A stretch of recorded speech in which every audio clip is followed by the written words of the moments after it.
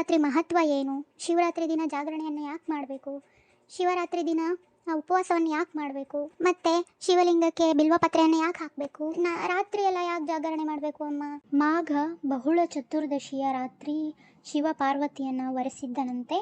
ಹಾಗಾಗಿ ದೇವತೆಗಳು ಜಾಗರಣೆ ಮಾಡಿ ಗಿರಿಜಾ ಕಲ್ಯಾಣವನ್ನು ವೀಕ್ಷಿಸ್ತಾರೆ. ಶಿವ ಪಾರ್ವತಿ ಇಬ್ಬರನ್ನು ಪೂಜಿಸಿದರಂತೆ. ಹಾಗಾಗಿ ಜಾಗರಣೆ ಪದ್ಧತಿ ಆಚರಣೆಗೆ ಬಂದಿದೆ. ಶಿವನ ಆದಿ ಮತ್ತು ಅಂತ್ಯ ಹುಡುಕಲು ಹೊರಟ ವಿಷ್ಣು ಮತ್ತು ಬ್ರಹ್ಮನಿಗೆ ಶಿವರಾತ್ರಿಯಂದು ಶಿವಲಿಂಗ ರೂಪಿಯಾಗಿ ದರ್ಶನ ನೀಡಿದೆ ಎಂಬ ಪ್ರತೀತಿ ಕೂಡ ಇದೆ. ಮತ್ತು ದೇವತೆಗಳು ಮತ್ತು ಅಸುರರ ನಡುವೆ ಸಮುದ್ರ ಮಂಥನ ನಡೆದಾಗ ವಿಷ ಉದ್ಭವವಾಗುತ್ತೆ. ಅದನ್ನು ಶಿವ ಕುಡಿತಾನೆ. ಆ ವಿಷ ಗಂಟ್ಲೊಳಗೆ ಇಳಿಯದಂತೆ ಪಾರ್ವತಿ ದೇವಿ ಇಡೀ ರಾತ್ರಿ ತಡಿತಾಳೆ ಅನ್ನಲಾಗುತ್ತೆ ಶಿವಪುರಾಣ. ಭಗೀರಥನ ತಪಸ್ಸಿಗೆ ಮೆಚ್ಚಿ ಇಳೆಗೆ ಇಳಿದು ಬಂದ ಗಂಗೆಯನ್ನು ಶಿವ ತನ್ನ ಜಡೆಯಲ್ಲಿ ತುಂಬಿಸಿಕೊಂಡಿದ್ದ. ಇದರಿಂದ ವಿಚಲಿತನಾದ ಭಗೀರಥ ಗಂಗೆಯನ್ನು ಭೂಮಿಗೆ ಹರಿಸುವಂತೆ ಶಿವನನ್ನು ಪ್ರಾರ್ಥಿಸ್ತಾರೆ. ಆತನ ಭಕ್ತಿಗೆ ಮೆಚ್ಚಿ ಶಿವ ಗಂಗೆಯನ್ನು ಹರಿಬಿಟ್ಟಿದ್ದು ಇದೇ ದಿನ ಎನ್ನಲಾಗುತ್ತದೆ. ಬುಡಕಟ್ಟು ಜನಾಂಗಕ್ಕೆ ಸೇರಿದ ಕಡುಬಡುವ ಭಗವಂತ ಶಿವನ ಭಕ್ತನಾಗಿದ್ದ. ಒಂದು ದಿನ ಕಟ್ಟಿಗೆ ತರೋದಕ್ಕೆ ಅಂತ ಹೇಳಿ ದಟ್ಟ ಅಡವಿಗೆ ಹೋದಾಗ ದಾರಿ ತಪ್ಪು ಹೋಗುತ್ತೆ. ಆದ್ದರಿಂದ ಮನೆಗೆ ಹೋಗೋಕ್ಕಾಗೋದಿಲ್ಲ. ಕತ್ಲಾವರಿಸ್ತಿದ್ದಂತೆ ಕಾಡು ಮೃಗಗಳು ಕಿರ್ಚಾಡೋ ಧ್ವನಿ ಕೇಳಿಸಿ ಭಯಭೀತನಾದ ಅವನು ಆಶ್ರಯ ಪಡೆದುಕೊಳ್ಳೋದಕ್ಕೋಸ್ಕರ ಅಲ್ಲೇ ಇದ್ದಂತಹ ಎತ್ತರವಾದ ಮರವನ್ನು ಕೂರ್ತಾನೆ.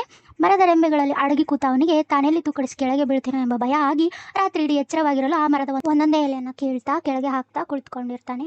ಮತ್ತು ಹೀಗೆ ಮಾಡುವಾಗ ಶಿವನ ನಾಮಸ್ಮರಣೆಯನ್ನು ಕೂಡ ಮಾಡ್ತಾ ಇರ್ತಾನೆ. ನಸುಕಿನ ವೇಳೆಗಾಗಲೇ ತನ್ನನ್ನು ತಾನು ಎಚ್ಚರ ಮಾಡಿಕೊಂಡ ಅವನು ಆ ಮರದ ಒಟ್ಟು ಸಾವಿರಾರು ಎಲೆಗಳನ್ನು ತಾನು ಕಿತ್ತಾಕಿರೋದನ್ನು ಮನಗಾಣ್ತಾನೆ. ಆತನ ಭಾಗ್ಯವೋ ಎಂಬಂತೆ ಆತನು ಕಿತ್ತು ಕೆಳಗೆ ಹಾಕಿದ ಎಲ್ಲ ಎಲೆಗಳು ಅದೇ ಮರದ ಬುಡದಲ್ಲಿದ್ದಂಥ ಶಿವಲಿಂಗವೊಂದರ ಮೇಲೆ ಆತನಿಗೆ ಅರಿವಿಲ್ಲದಂತೆ, ಅಂತಂದರೆ ಕತ್ಲಾಗಿದ್ದ ಕಾರಣದಿಂದಾಗಿ ಗೊತ್ತಿರಲ್ಲ ಅವನಿಗೆ ಶಿವಲಿಂಗ ಇರುತ್ತೆ ಅಂತ ಹೇಳಿ, ಆ ಶಿವಲಿಂಗವೊಂದರ ಮೇಲೆ ಬಿದ್ದಿರುತ್ತೆ.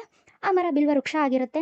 ತನಗೆ ಗೊತ್ತಿಲ್ಲದೇ ಈ ರೀತಿ ರಾತ್ರಿ ಇಡೀ ಶಿವಾರಾಧನೆಯಲ್ಲಿ ಕಳೆದ ಆ ಬುಡಕಟ್ಟು ಜನಾಂಗಕ್ಕೆ ಸೇರಿದ ವ್ಯಕ್ತಿ ಕುರಿತು ಶಿವ ಅತಿ ಪ್ರಸನ್ನವನಾಗಿ ಹಾಗೂ ಶಿವನ ಕೃಪೆಯಿಂದ ಆ ವ್ಯಕ್ತಿ ದೈವಿಕತೆಯನ್ನು ಹೊಂದುವಂತಾಗುತ್ತೆ. ಶಿವರಾತ್ರಿಯಂದು ಉಪವಾಸ ಮಾಡುವವರು ಈ ಕಥೆಯನ್ನು ಶ್ರವಣ ಮಾಡೋದಾಗಲಿ ಮತ್ತು ಮನನ ಮಾಡ್ತಾರೆ.